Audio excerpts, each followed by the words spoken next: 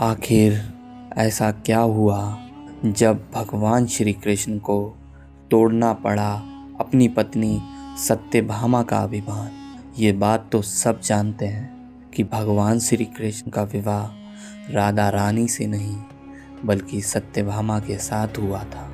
भगवान श्री कृष्ण की 16,100 रानियां और 8 पटरानियां थीं, जिनमें से देवी सत्यभामा भी एक थी। सत्यभामा सभी रानियों में से बहुत सुंदर थी और उन्हें अपने रूप पर बहुत ही गर्व था। लेकिन एक समय पर भगवान श्री कृष्ण ने उनका यह अभिमान भी तोड़ा।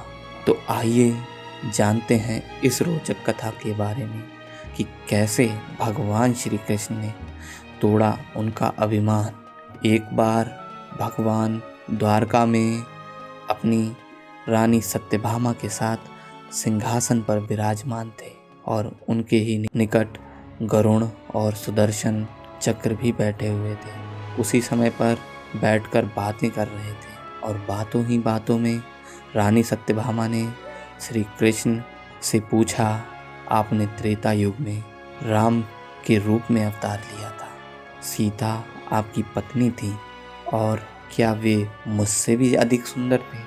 द्वारकाधीश समझ गए थे कि सत्यभामा को अपने रूप का अभिमान हो गया है। तभी गरुड़ ने भी भगवान से पूछा कि क्या दुनिया में मुझसे भी ज़्यादा तेज गति से कोई उड़ सकता है?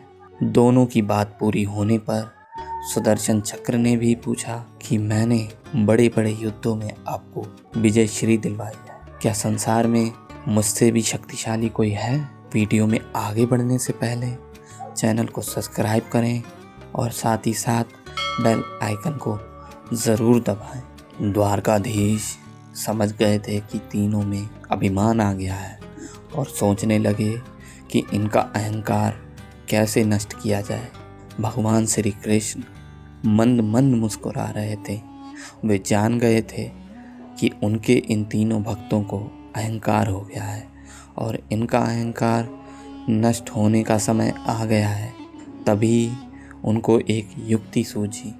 ऐसा सोचकर उन्होंने गरुड़ से कहा कि हे गरुड़, तुम हनुमान के पास जाओ और कहना कि भगवान राम माता सीता के साथ उनकी प्रतीक्षा कर रहे हैं। गरुड़ भगवान की आज्ञा लेकर हनुमान को लाने के लिए चले गए।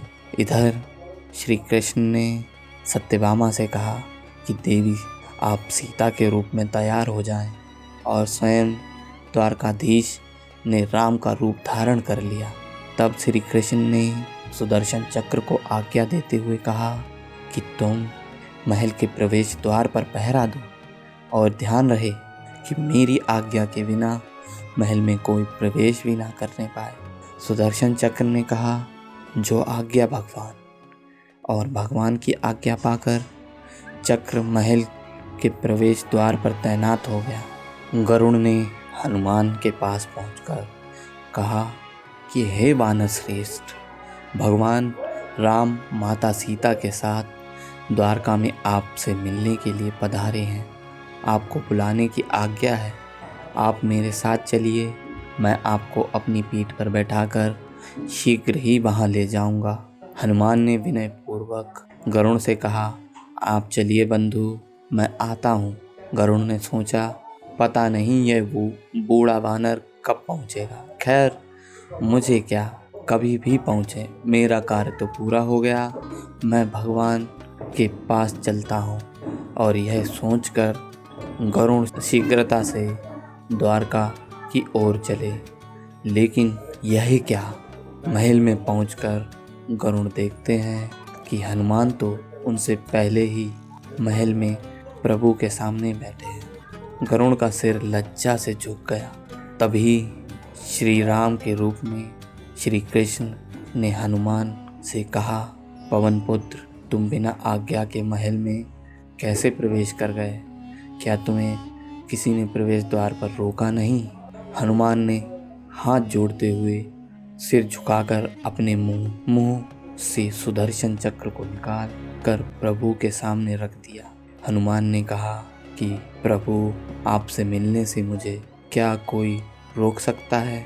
इस चक्र ने रोकने का तनिक प्रयास किया था, इसीलिए इसे मुंह में रख मैं आपसे मिलने आया हूँ।